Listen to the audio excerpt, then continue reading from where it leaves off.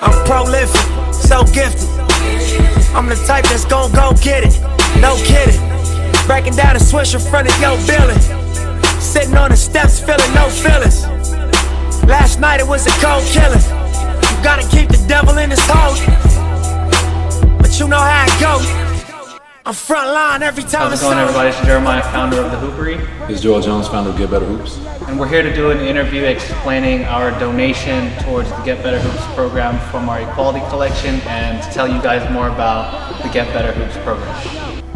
Alright, everybody, so right here we got JoJo next to me. When we first met, we met 5 years ago.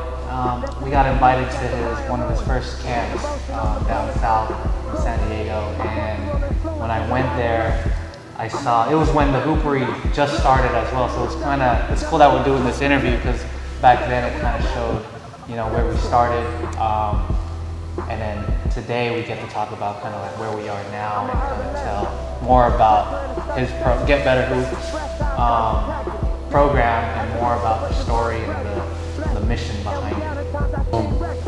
My name is Joel Jones, from down south San Diego. Went to Montgomery High School, East Lake my first 2 years, then I transferred back down to Montgomery. Mom's Puerto Rican, dad's Panamanian. Born and raised South San Diego.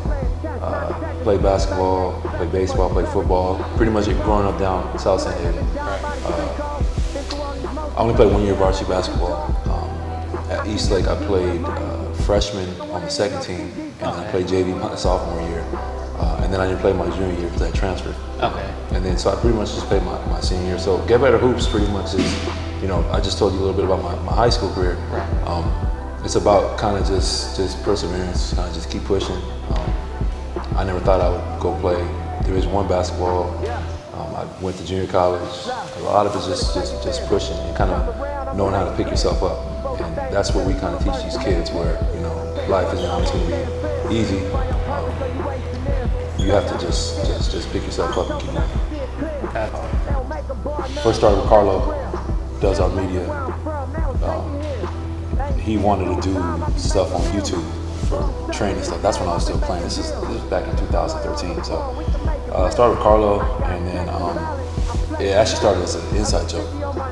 It was one of my friends, AJ Manalo, coaches at Saints. So AJ's with us, and then James Francisco and Lawrence Walker. So it started as an inside joke.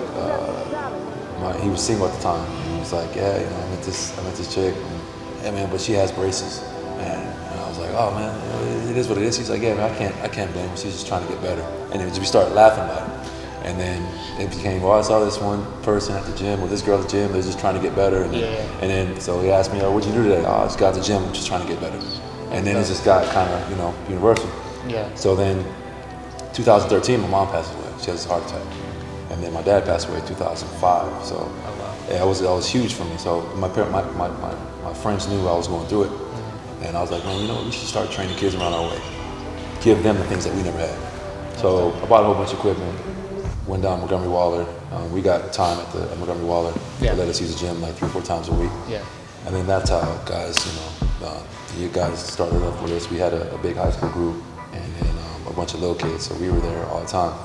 And James introduced me to, actually I already knew him, Domino Gavestra, owner here at the warehouse. And then we started talking about how we want to get a facility. And I was still playing. I was like, yeah, you know what? We can't go right now because, you know, I'm back and forth to Puerto Rico. Right. And then in 2017, I had almost passed away from a heart condition. Oh, wow. So after I had heart surgery, I had to retire. And then, so I was still in Puerto Rico coaching on the team I retired from. I was an assistant. And then Hurricane Maria hit, 2017, in September. So then I moved back here. We relocated, and then I told Don, I was like, "Yo, what do you want to do? Because, you know, I'm retired now. Let's get it." So it took some time, about 6-7 months, and those are rough 6-7 months. But I think, you know, you asked me a question earlier about how, you know, experiences in basketball. It's like you got to learn how to pick yourself back up, because the world could be cold. Right. People don't give a fuck about you. Keeps on moving. Yeah, it keeps on moving, and people don't care about what you did in the past. It's like, so, and if if I had a bad game, like those repetitions of me having bad games or good games, like that balance, where I can't get too high, I can't get too low. So if right now I'm here, I got to pick myself back up. I got to get here. Right. So that, basketball helped me a lot through my whole situation, almost dying, and then going through something like that, like a hurricane. Right. So then Dom set it up, we got it going. Then eventually I started getting the teams. We have about 9-10 teams right now. We're gonna start traveling soon. And I love it, man. I love helping the kids. Lawrence Walker, he's a sexual psychologist, behavioral therapist. James is a correctional officer. Yeah. AJ coaches at Saints. And then my other best friend, Joseph Dawson, he just got inducted to the Hall of Fame at Sac State. He's on staff. He's going to move down here or come back and forth. He lives in Rialto right now. Right. So we're all, that's our staff. Dom, Joseph, Lawrence, Carlo, James, AJ, and all these guys play basketball, play college basketball, and know what they're doing. So I could turn my back, and I know that they're an extension of myself. Right. So that's a whole Get Better Hoops, Hoop Warehouse connection. So what would you say how important it is to teach the fundamentals at an early age? It's extremely important because you see, we work with guys, older guys now that, say we have a group workout, right? And there's 8 of them, and 2 or 3 of them don't know when you go left what foot to put down first and stuff like that. So I'm thinking well, damn, has anybody ever taught this person this? There's somebody that was training that person skipped a step just to do the sexy stuff. You know what I mean? Right. So I think it's extremely important because that's just the foundation of everything. And then, I'm training certain high level guys, and we can go from one move, we can go from another counter to 4 to 5 counters just off one move. And then we're talking about just one area. We're talking about maybe the elbow or the block or the wing. So if you don't have that base, then we have to go back, and then that's time that we're wasting. You know what I mean? Right. And then there's basically, when you try to skip those basic fundamentals, you're basically trying to take a shortcut. Definitely, yeah. Just to make it look good. When you take that shortcut in anything, you get cheated because you didn't go through the entire process to get you fully to succeed in what you're doing. So obviously we're in the age of social media, and I could go through my phone right now and I'll see a bunch of trainers, working out players, and then they got posting they got all their drills, their workouts. You got one off the top, obviously I think everyone knows, like Chris Brickley. You see them, you got Mello, you got everybody hooping there. I feel like everyone looks forward to the off season to kind of just watch those type of videos. But now I see a bunch of trainers out there posting their videos. What separates you as a trainer in your program compared to other trainers out there? I think there's different categories of trainers. I think everybody has a lane, right? I think people have chosen their lane. I think people chosen where I'm gonna do agility stuff. I'm a best ball handler. I'm dribble too much, dude. He has game too. I actually play with somebody that played with him in college. He's really good. But his thing is dribble too much, right? And then you have your shooters with lethal shooter. And then you have Phil Handy, which is just amazing. And then you got your YouTube guys. You got your guys that, all right, we're not gonna really focus too much on the game. We're gonna do, jelly finishes and stuff like that. And then kids like that because basketball is culture, right? For sure. And I think you can knock those guys because they're just in love with the culture. But I think it comes to a time where you gotta respect the culture too. People that really actually did put in work. Basketball, especially my experience playing overseas, I bring all my overseas experiences to San Diego, to the people that can't. It's kind of like a hip hop artist, right? From the streets. He brings his experiences to the sound, right? To music, so you kind of see it. So my thing is when I was playing in China, certain things I learned in China, certain things I learned on the national team in Puerto Rico, I'm bringing it here. So a lot of kids are like, I've never seen that before, right? So my thing is, I'm just about results. If I'm not, you might not be on a video or something like that, or we have pretty dope stuff on our social media. Carlo does a good job. But it's not about the jelly finishes and stuff like that. That's just not my lane. My lane is results. My lane is you coming to me and let's get a scholarship, or let's help you get some looks from my D1 schools and stuff like that. So, but yeah, social media is good. It's a really good thing, but I think it comes to a point where some guys that really love the game and never really played it, they gotta realize like, we gotta respect it too, because For sure. yeah, like, I playing basketball overseas is kind of equivalent to, it sounds exaggerated, but you doing jail time. You're away from everybody. Right. You know what I mean? You're away from your loved ones. You're away from your parents. It's a lot of sacrifice. It's a huge sacrifice. Right. And then so when you get back, it's like you're gone for like 8 months at a time. So and then these guys don't realize that that's a huge sacrifice, and they don't make it. And so basketball, I can't just all of a sudden say, I'm gonna be a dentist. Right. Like, yeah, man, I want to fix your teeth, man. Can I be a dentist? Let me try it out. So they gotta realize that people really sacrifice their lives for this game. Right. It sounds messed up. So a really good trainer named Sean Manning was actually responsible for DeAndre Ayton and Brandon McCoy's success. He told me that there's two types of people. There's players and there's people that buy tickets to watch them. So a lot of these guys, there's fans and there's players. So I'll leave it at that. That's all you gotta say. Obviously, we got LeBron James. Now he got his 4th championship. So the GOAT conversations came back at an all-time high. Yeah. So I'm guessing you grew up a Jordan. Definitely.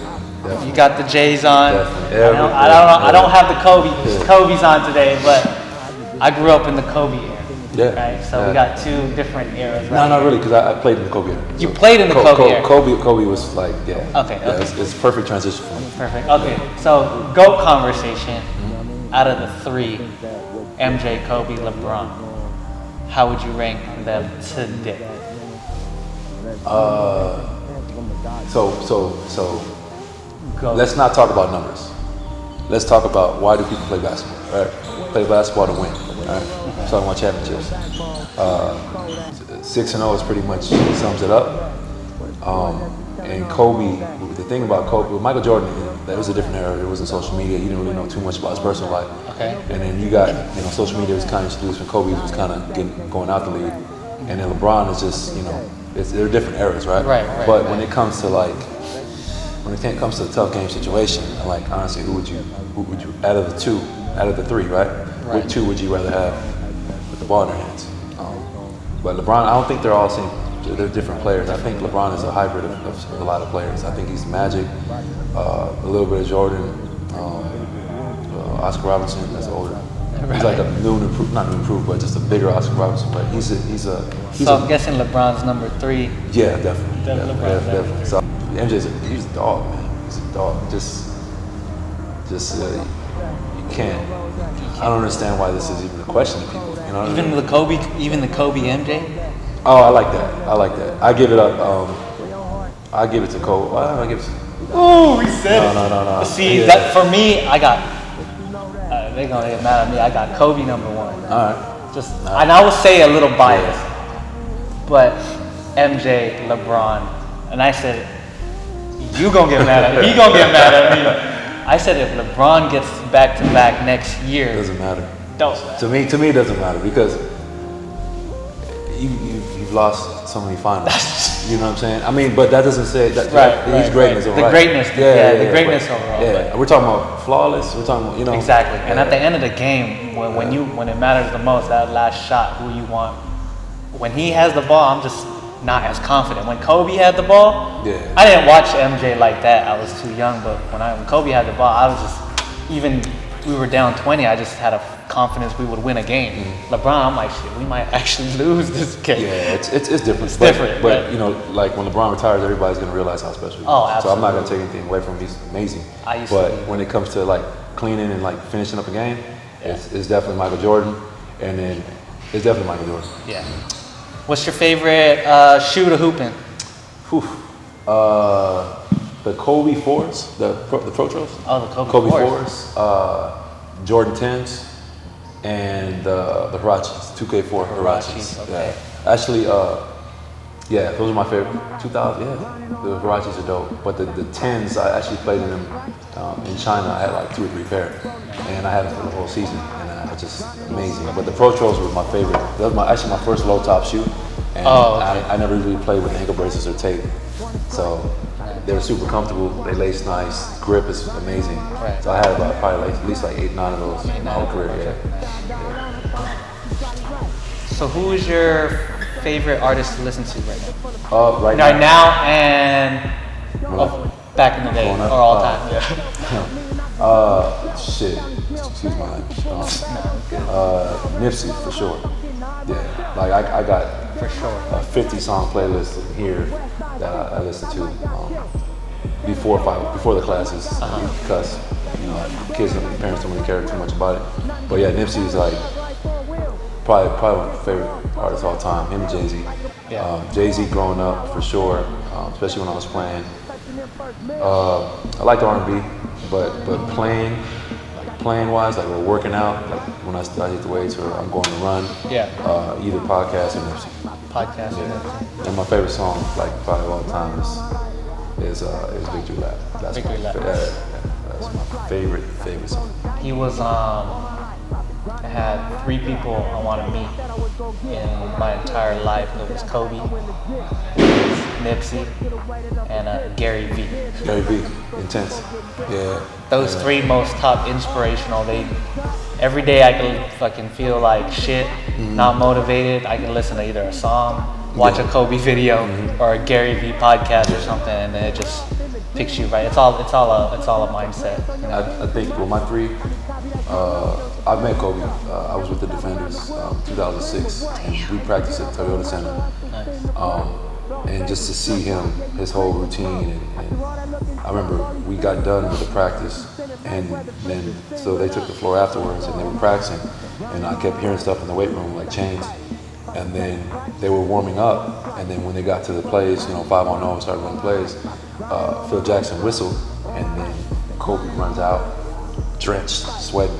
And then he's pretty much a coach on the court, or he was a coach on the court, and he was just telling everybody what they had to do. He was like a general, so his leadership was crazy. Seeing him every day, walking through the hallways, and the respect that people had for him. Yeah, he's just an alpha, man. Sure. So, I think traveling, playing overseas, you got guys we play that played in the ACC and the SEC, played in huge conferences, and me, my work ethic helped me survive, you know what I mean? Yeah.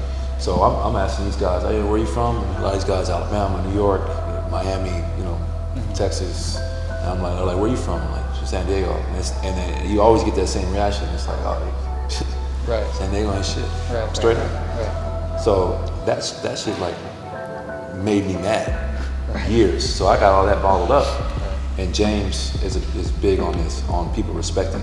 And Dom is the same thing, people respecting where you're from. And so I was like, okay, cool. So when I go back home, I'm gonna create my own basketball player. Yeah. You know what I'm saying? So the kids are gonna feel it when they know the seriousness. When they come in, they know that we're gonna get some real work in. Right.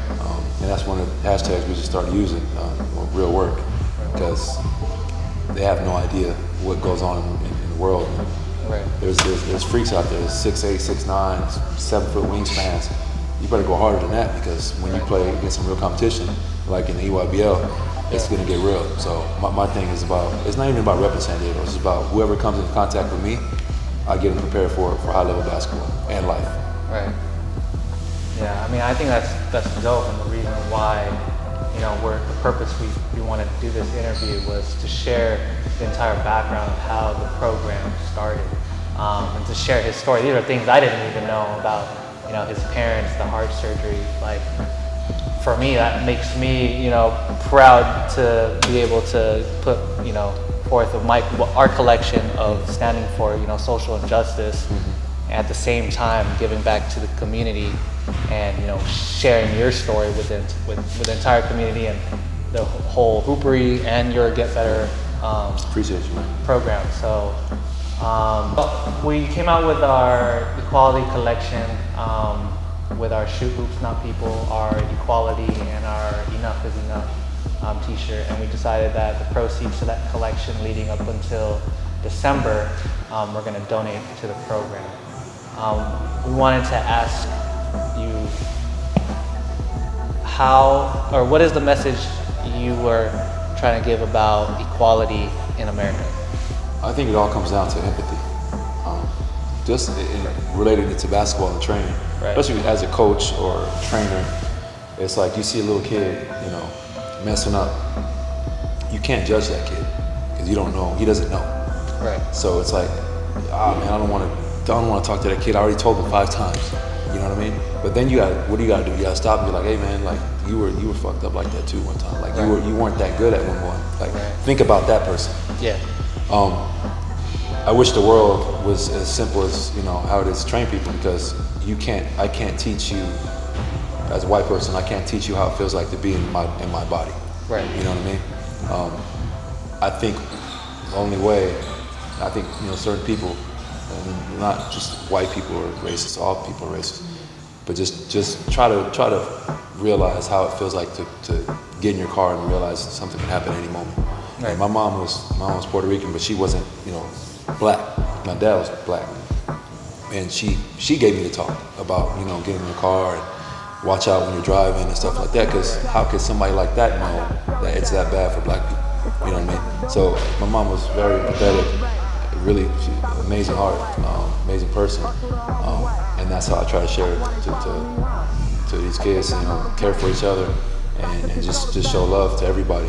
I think that's why people, when they come in here, they feel it, they feel welcome, and they feel like we got all types of people coming here. We got black people, white people, Filipinos, Mexicans, Hindu, all types of people. So you just gotta respect each other, and some stereotypes are true. Right. It's funny. Let's just it's just a weird world, and what's going on right now, especially at the beginning of the year with George Floyd and all that stuff.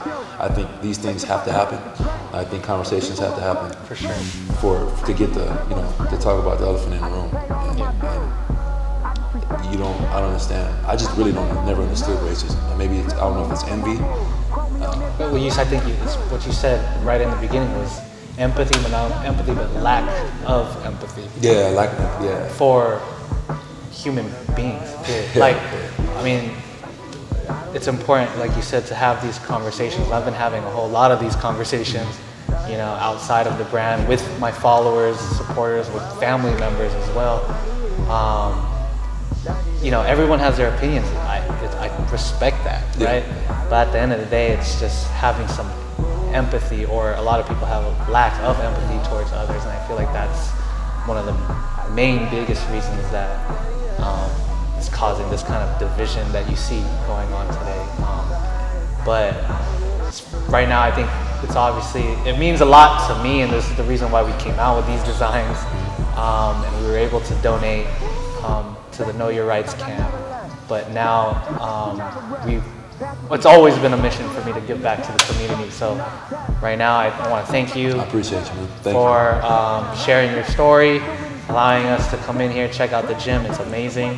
We're excited to see what the future of the program, to see where you guys are at. We talked about your plans, but we'll keep that a secret so everybody can stay tuned and see the growth for both the Get Better Hoops program and the Hoopery. So appreciate it, JoJo. Appreciate you, man. And appreciate so again, the Equality Collection is available. We're going to leave it open until December. You can follow.